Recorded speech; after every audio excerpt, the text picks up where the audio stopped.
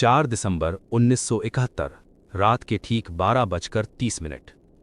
थार रेगिस्तान की रेत बर्फ जैसी ठंडी हो चुकी थी। लोंगेवाला पोस्ट पर सन्नाटा इतना गहरा था कि हवा की सरसराहट भी तेज लग रही थी। उस खामोशी के बीच अपने बंकर के बाहर खड़े थे मेजर कुलदीप सिंह चांदपुरी। अचानक उनके पैरों के नीचे जमीन हल्की सी कांप उठी। पहले लगा शायद भ्रम है, लेकिन फिर वही कंपन दोबारा हुआ। मेजर झुके, घुटनों के बल बैठे और कान ग्रेत से लगा दिया। ये कंपन किसी भूकंप का नहीं था, ये आवाज थी लोहे के दैत्य के चलने की। मेजर तुरंत उठे, दूरबीन आंखों से लगाई और जीरो लाइन की तरफ देखा।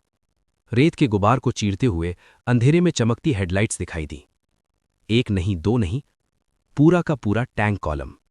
पाकिस्तान की 22वीं कैवलरी, चीनी T-59 टैंक्स, सीधे लोंगेवाला की तरफ बढ़ते हुए। मेजर ने बिना एक सेकंड गवाए रेडियो उठाया। हेडक्वार्टर, सामने कम से कम 40 टैंक और हजारों की तादाद में दुश्मन पैदल सेना। ये कोई छोटी घुसपैठ नहीं है, ये पूरा हमला है। कुछ सेकंड की खामोशी, फिर जवाब आया। चांदपुरी, हमारे पास एयर सपोर्ट है, लेकिन हंटर जेट्स रात में उड़ान नहीं भर सकते। सूरज निकलने का इंतजार करना होगा। फिर वही शब्द जो हर सैनिक की रीढ़ में सिहरन डाल देते हैं। तुम चाहो तो पोस्ट छोड़ सकते हो या फिर सुबह तक होल्ड कर सकते हो। मेजर ने रेडियो नीचे रखा। उनके पास थे सिर्फ 120 जवान और सामने थी 3000 से ज्यादा दुश्मन फौज। लॉजिक साफ था, पीछे हटो। लेकिन जमीर चिल्ला रहा था, अगर आज हटे तो कल जैसलमेर गिरेगा। मेजर ने अपने सब अफसरों और जवानों को बुलाया। आवाज शांत थी, लेकिन शब्द भारी थे। दुश्मन हमसे 20 गुना ज्यादा है। हेडक्वार्टर ने हमें पीछे हटने की इजाजत दी है। अगर कोई जाना चाहता है तो अभी जा सकता है। एक पल की चुप्पी, फिर मेजर बोले, लेकिन याद रखो, अगर आज हम हटे तो दुश्मन देश के अंदर घुस जाएगा। मैं यहां से 1 इंच भी पीछे नहीं हटूंगा। उन्होंने अपने जूते की तरफ इशारा किया। इसमें एक पिस्तौल है। अगर मैं जिंदा पकड़ा गया तो आखिरी गोली मेरी होगी। फिर वो वाक्य जो इतिहास बन गया। और अगर कभी मैंने पीछे हटने का हुक्म दिया तो मेरी कसम, अपनी राइफल मेरी तरफ मोड़ देना।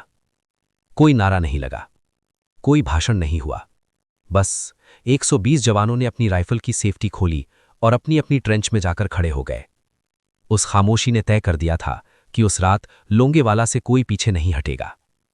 रात के करीब 2:30 बजे पाकिस्तानी टैंक इतने पास आ चुके थे कि उनकी हेडलाइट साफ दिख रही थीं। दुश्मन को पूरा भरोसा था, ये पोस्ट बस एक औपचारिकता है। लेकिन मेजर चांदपुरी ने खेल पलटने की चाल चली। उनके पास माइंस नहीं थीं, तो उन्होंने क्या किया? सिर्फ कटीले तार बिछवा दिए। न माइंस थीं, न विस्फोटक, सिर्फ एक ब्लफ।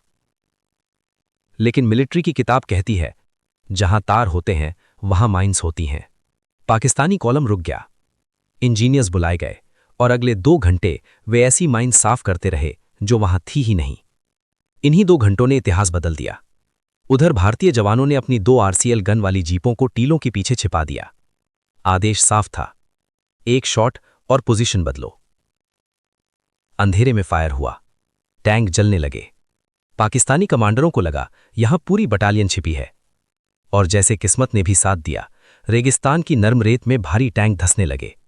जो निकलना चाहते और फंस जाते। हमला अब ट्रैफिक जैम बन चुका था।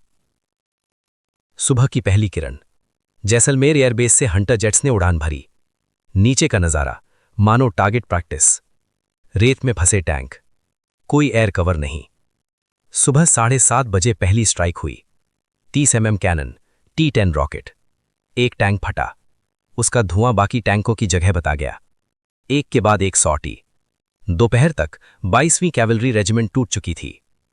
शाम होते होते जंग खत्म। जब भारतीय जवान ट्रेन से बाहर आए तो सामने सिर्फ जली हुई रेत और टूटे हुए टैंक थे। 120 जवानों ने साबित कर दिया कि जंग सिर्फ हथियारों से नहीं, हिम्मत और सही फैसलों से जीती जाती है। आज भी लोंगेवाला की रेत में वो टैंक खड़े हैं, जंग खाए हुए, खामोश, गवाही देते हुए कि उस रात भारत की सरहद पर लोहे ने नहीं, फौलादी इरादों ने पहरा दिया था।